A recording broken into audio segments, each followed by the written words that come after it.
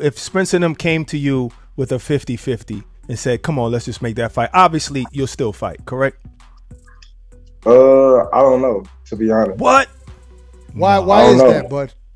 Because I'm past that. Because I'm past that. It's like, I've been calling for them fights since I was at 140. If you go all the way back, before I even became undisputed, before I even had a welterweight fight, I was calling out Keith Thurman, Errol, Spence, and all those guys, you know what I mean? And once I'm moved up, everybody was saying, get a belt. Get a belt. I get a belt my first fight. Not no tune-up, no nothing. My first fight, I welterweight. Now you on the wrong side of the street. I'm not about to be playing these games where they say, oh, well, we fight you when we want to fight you. It's on our terms and this and that and this. It don't work like that with it. Errol Spence Jr. could fight Ugas, and I think that could be the reason why Terrence Crawford is now saying he ain't worried about the Errol Spence fight, and he's coming to the realization that he does not hold all the cards in that situation. Just my thoughts. Let's talk about it. What up, Fight World? It's your boy Ego, and I'm back with some more boxing. Make sure you smash the like button. Also, subscribe to my channel for the latest and greatest in boxing. If you want to become part of the gang, y'all know what to do with the bell icon. Y'all know what I'm about. Let's go. 2021 is up. Before I get started, make sure you click the link in the description to get UFC this weekend. Stipe Miocic, Francis Ngannou, heavyweight fight. If you're ordering the fight, use my link. It does help the channel grow. Now, I want to touch on this. I've talked about it before on my live streams. I want to make a video about it. Terrence Crawford, he did the interview with Ak and Barack, and he basically said, even with the 50-50 split, he's not sure if that's sufficient enough at this point, because he's not about to be playing no games with Errol Spence. So he's saying like that might not get it done. He don't know. Depends on how he feels or whatever the situation is. But I have a different spin on it. I think Terrence Crawford is an amazing fighter. I've always said that, very supportive of his career in the ring. Businessman, I don't know if he makes the same decisions. But that being said, I think Terrence Crawford is now coming to the realizations that the things he was fighting for aren't looking like they're going to be true or enforced. So as a result, this is his way of almost waving the white flag, because Terrence Crawford, you know, based on various interviews, he did one with my fam, Miss Boxing Baby, and he was basically saying he's done more than Errol Spence has in his little career. Errol Spence can't match his accolades and his accomplishments. He's already a guaranteed Hall of Famer. You know, he was feeling himself. And he also said that he don't need Errol Spence. He can retire without ever fighting Errol Spence, and he's good. He's already legendary, right? He also said that Errol Spence needs him. He said he don't need that for his legacy, right? He says he basically should get a 50-50 split at that time, or 60-40 his way. And if it isn't that way, then it's the highway. But now the chips, since that interview, and since he made a lot of the more radical statements that I didn't understand from the beginning, I think there's a different realization of the situation. You do not hold the cards. So a real big tipping point was when Manny Pacquiao was removed of his belt from the WBA for inactivity. Pacquiao did not fight all of last year, 2020, you know, call it the pandemic or whatever. In fact, he only fought, I believe, one time, and that was the year before, 2019. I went to that fight in Vegas. It was a fun fight, and that was against Keith Thurman. And then that was I think it was in July.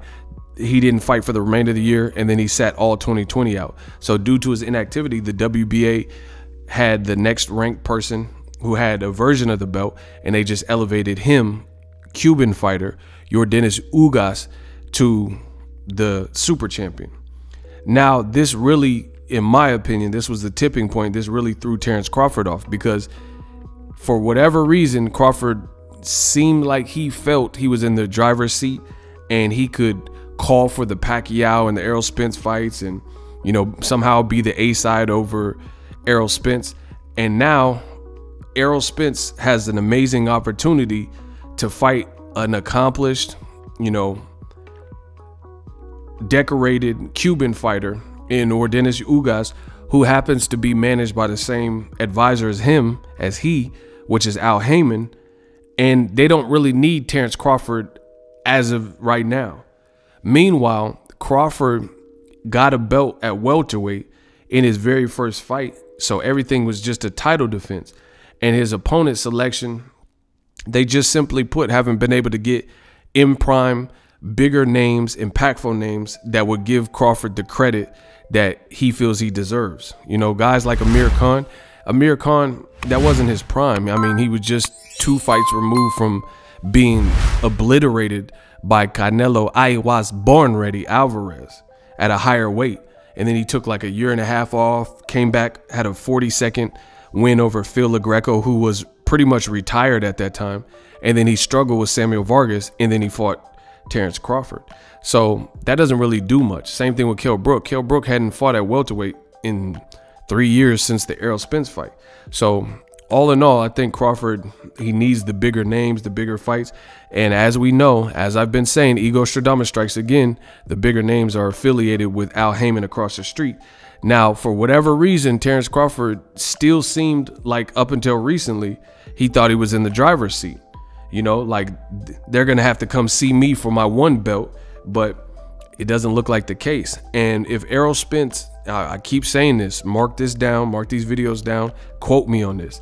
If Errol Spence does indeed, as I'm suggesting or speculating, if he does fight Ordenis Ugas, who is a respected guy in the welterweight and now carries that super WBA belt, it's going to get worse for Terrence Crawford.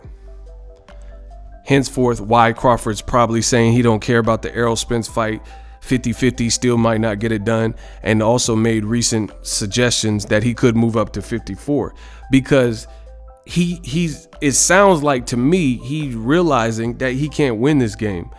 Again, if my speculation turns to be true and Errol Spence Jr. fights Ugas, a respected guy, and beats him, what could Crawford say to demand his A-sideness against Errol when Errol has outsold him, both attendance numbers as well as done better on pay-per-view? His name continues to grow. He has a crazy story like you can make into a movie just with the accident angle, which there's a lot. If you look at that, when he got in the accident, his name, you know, I'm not saying it's a good thing, but his name skyrocketed for Google searches because he nearly lost his life. So, you know, since he's overcoming that, that's definitely helped his brand in terms of bring awareness, you know, when you come that close to almost losing somebody. Then he came back and beat Danny Garcia, looked good.